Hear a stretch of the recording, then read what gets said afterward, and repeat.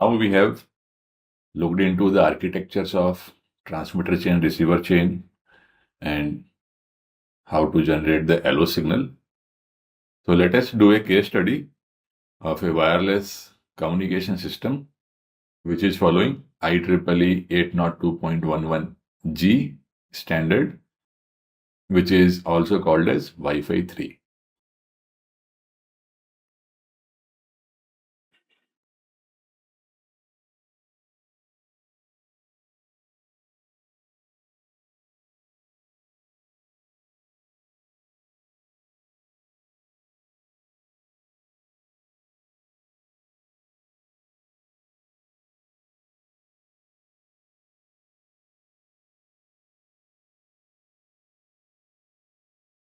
So as per this standard, the wireless communication is going to take place in the 2.4 gigahertz ISM band.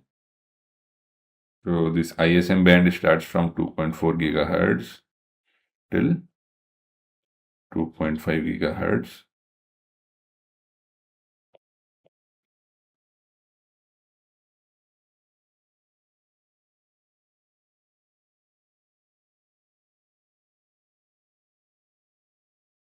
And as per this standard, there are going to be 20 megahertz bandwidth channels.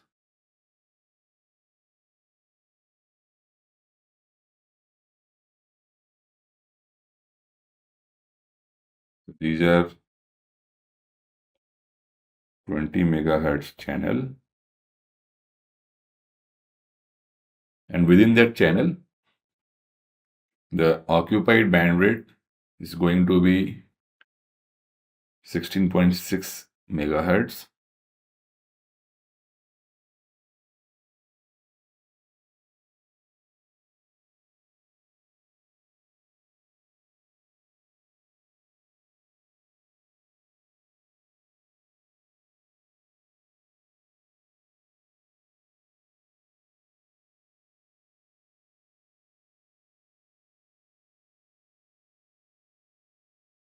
So first we are going to take a look at how to design the VCO which can cater to this standard.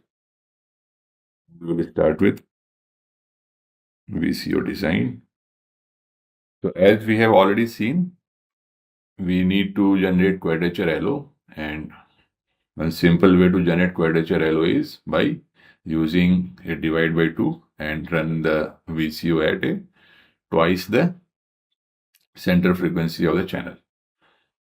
So as per this standard, the center frequency of the channels are going to vary from 2.412 gigahertz to 2.484 gigahertz. So we need to design VCO where after the divider, we are able to tune the center frequency from 2.412 till 2.484 gigahertz. So it implies the frequency range of VCO is going to be the twice of this frequency with 2 times the FLO range.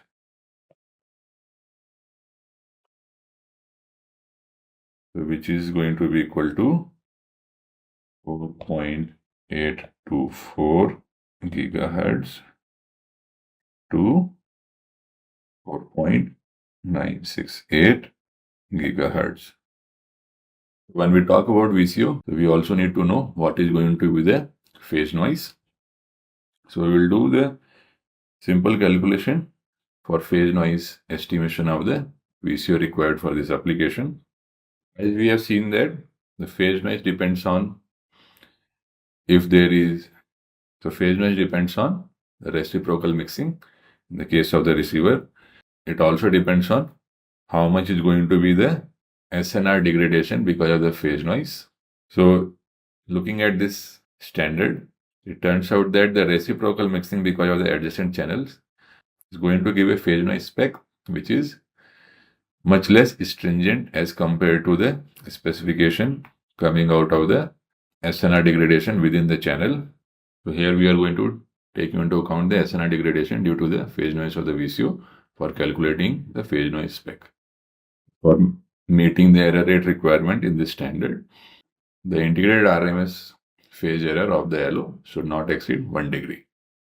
So if we look at the phase noise profile, we know that because of the VCO, we are going to get this kind of 1 by delta F square roll off. But at close offset, the phase noise is going to be decided by the PLL.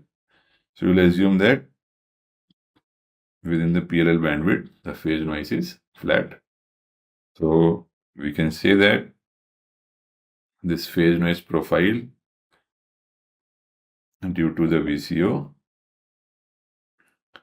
is having some form A by delta F square, and within the bandwidth of the PLL, this profile is going to be flat. So let's assume that the PLL is having a bandwidth of 1 megahertz when the channel bandwidth is 20 megahertz, 1 megahertz. And right now for this calculation, we are ignoring the LO buffer noise. So after finding the phase noise spec for the VCO, we'll be just adding some extra margin to take care of the noise added by the LO buffer. So let's call this edge of the PLL bandwidth as FPLL.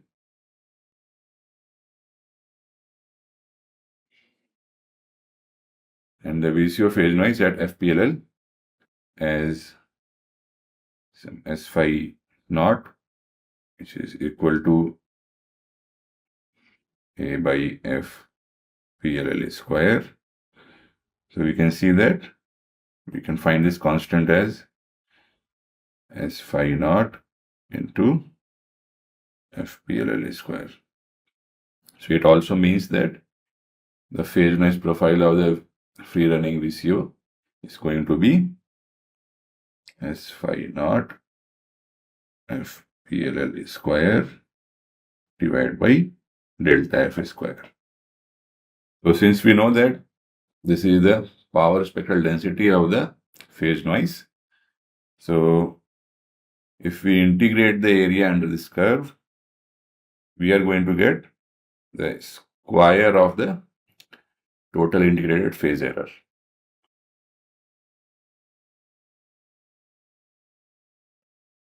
which is going to be equal to this area under this curve. And one more point to note here is that this phase noise represents the,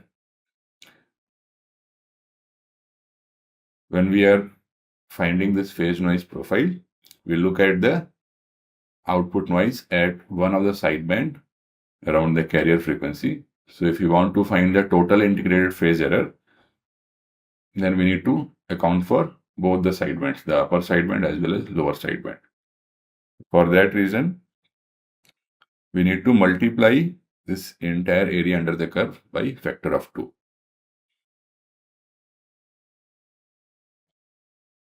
From 0 till infinity, S phi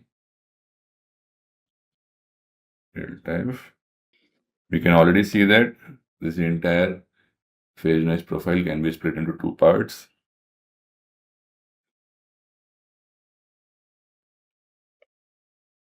The first part is still the PLL bandwidth.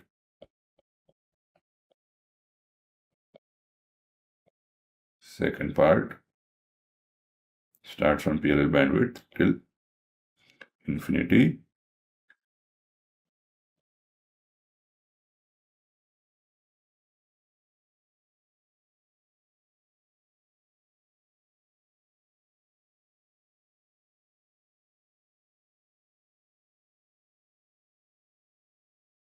Is equal to twice of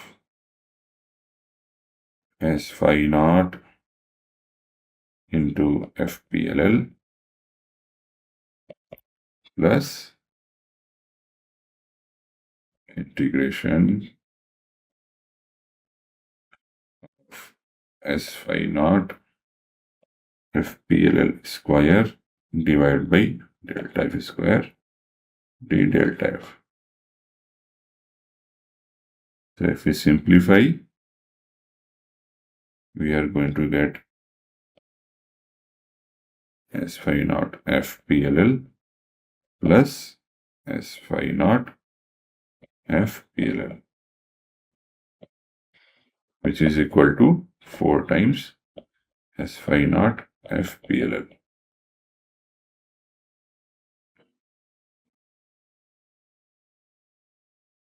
And we know that this should be equal to the total integrated phase noise power which is allowed, implies 4 times S phi naught FPLL be equal to 1 degree, which corresponds to pi by 180 radian. And we will take a square of this quantity. So it implies the phase noise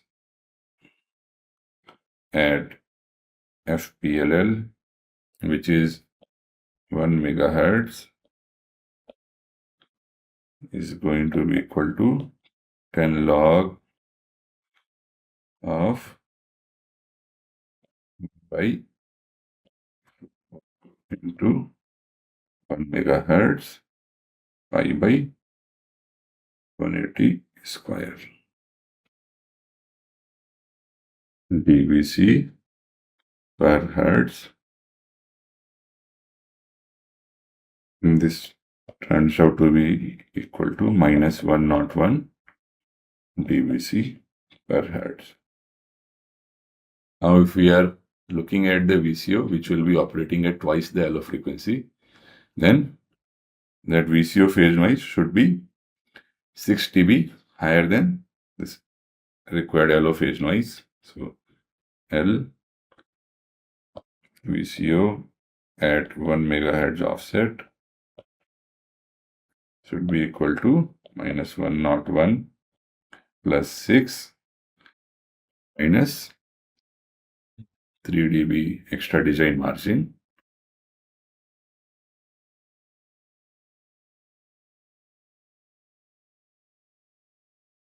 Six dB is coming because FVCO is 2 times FLO.